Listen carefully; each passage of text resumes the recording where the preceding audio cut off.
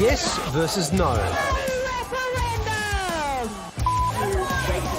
Left versus right. Am I racist, Claire? Is that what you're saying? Israel versus Palestine.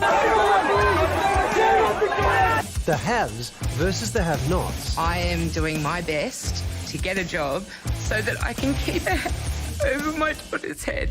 Never has Australia been more divided than it is right now, according to the latest Mapping Social Cohesion report. Australia's Social Cohesion Index measures those things that knit communities together, things like belonging and worth, participation, equality, social justice, happiness, trust in the government and in each other. At the start of the pandemic, it was at an all-time high. We are one, but we are many. Since then, it's dropped 13 points to its lowest level since this report began 16 years ago. We've seen social cohesion under a little bit of pressure.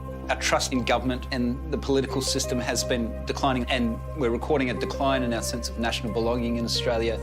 Nearly half of us are now pessimistic about Australia's future, young people most of all. The biggest factor fueling the fall? Financial pressure, with 4 in 5 Aussies worried about income equality and nearly half financially insecure. People who are doing it a bit tougher, who are feeling a bit more financial hardship, they do tend to say that they're less accepting of people from different backgrounds. That perceived threat around housing and jobs. And while the report showed Australians are still strongly tied to their neighbourhoods and communities, those connections are under threat. We've been measuring social cohesion over a pretty tumultuous period, and it's going to be a challenge over the next few months, and we know that it has been really difficult for communities within Australia.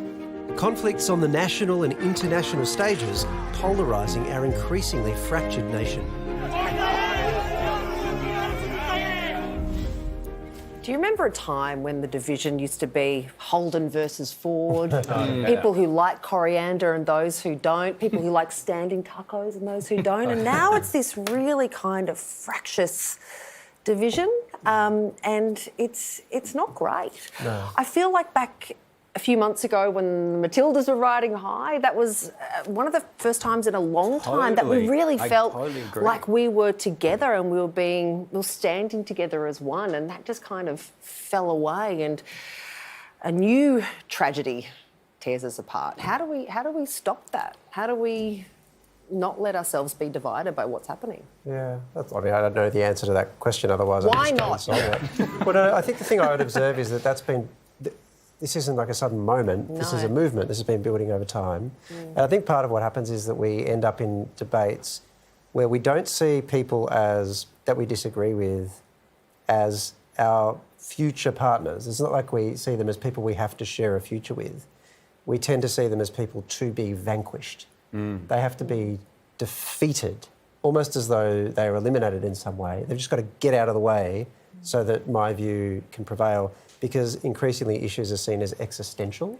It's not that they're matters over which reasonable minds might differ, or even where it might be emotionally difficult but there are differences.